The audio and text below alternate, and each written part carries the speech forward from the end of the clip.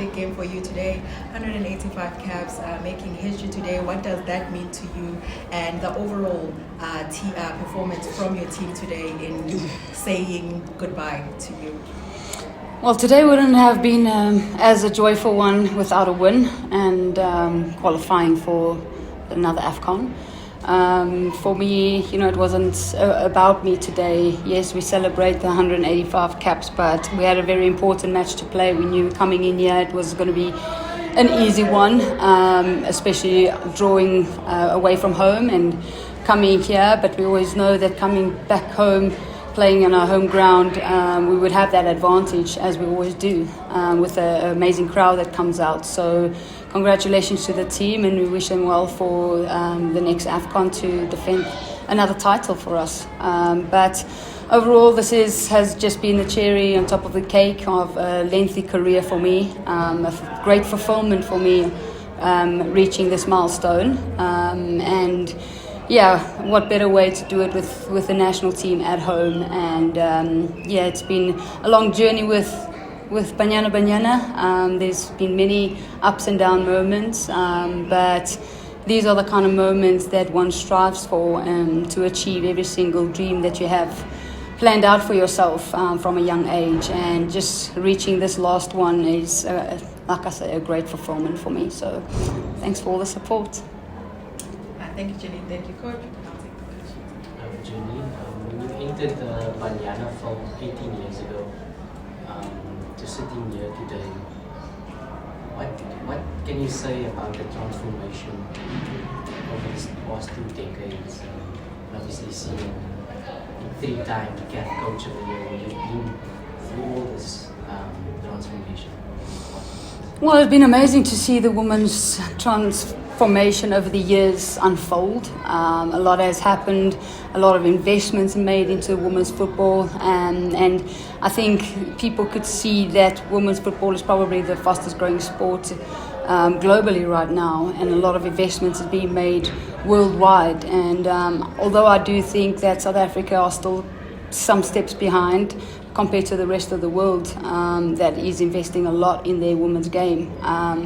I do believe from when I first started to where we are now, a lot is, being done for women's football. We get to play on nice facilities, we get to wear nice, training kits. We have all these people around us, fitness trainers, assistant coach, goalkeepers, coaches.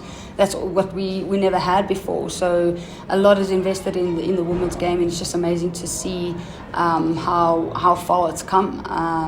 Competitions coming up, CAF coming in, and the Women's Champions League currently happening, and just many competitions to help grow not only football teams but also individual players, getting contracted abroad and playing professionally without thinking of, I have a job to go to, and it's still currently happening here in South Africa, and that is something that we need to change, and something that we need to fight for. And just having so many players playing abroad is, we need to try as a country to stop these players from going abroad and have internationals actually coming to play in South Africa. But that won't happen if there's no professional, status over here, and actually people making a full-time career out of the sports. But these are the things that obviously need to develop and change, and we hopefully would see it in the next, near future, I would say. We'll stick with Janine for now and reserve the coach for later. Janine, players, the significant number of matches you've played at the highest level obviously talks to doing the right things in terms of how you carry yourself and stuff like that. As we step aside now, what will be the message you'd love to send to young boys and girls out there who are studying abroad? We often have this problem with the celebrity problem, where people get carried away easily and they lose focus. And what would you say to that young kid out there who's starting out, who want to make a career out of football?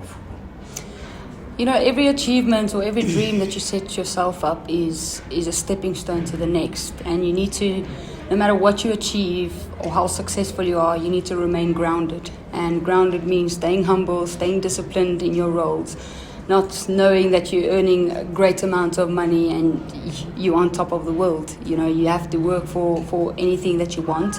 And I always say to the youngsters that nothing worth having comes easy. And being successful is definitely a tough job, probably the toughest out there. You get challenged mentally, you get challenged every day physically. You have to put in the hard work there. Sometimes you don't want to wake up out of bed because of yesterday's training session, but you have to continue to grind the next day.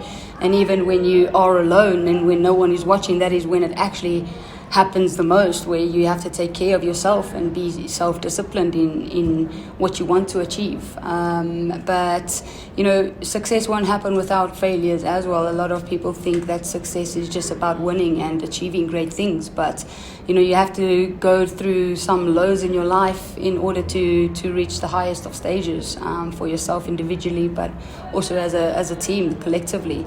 So that is what kept me going, and most of all, what has kept me alive is my passion and love for the beauty of this game. And I still, you know, say that if people had to say you don't get paid to play sports, how many people would raise their hand up and say me? And that would be me, because for me it's not about the money, it's about the love of the game and the passion that I have for it. And since I started at a young age, not from a young age that I think, oh, I'm going to make a full-time career out of this, because never in my wildest dreams that I think I would be, you know, one of the highest capped African player on the continent. But for me, it was just each and every achievement for me from a young age was just a stepping stone to the next. Janine, I just want to ask, now that it's all said and done, what would you like your legacy to be within South African women's football? I would just say, as I said, like, you work until you can't anymore. That has been how I looked at my career. Never giving up on anything, no matter what challenges that you face. And yeah, I would say just being that role model to the youngsters out there. A lot of players look up to the ones that play and represent the national team, and if you don't lead by example, you know, it's important that you look at yourself in the mirror and be like, will the next generation follow in my footsteps? And people are looking at me, what kind of attitude and behavior and just overall presence do I put out there as an athlete? And that is how I want people to see me, as a leader and a very passionate individual that love to play the game and represent my country with full pride.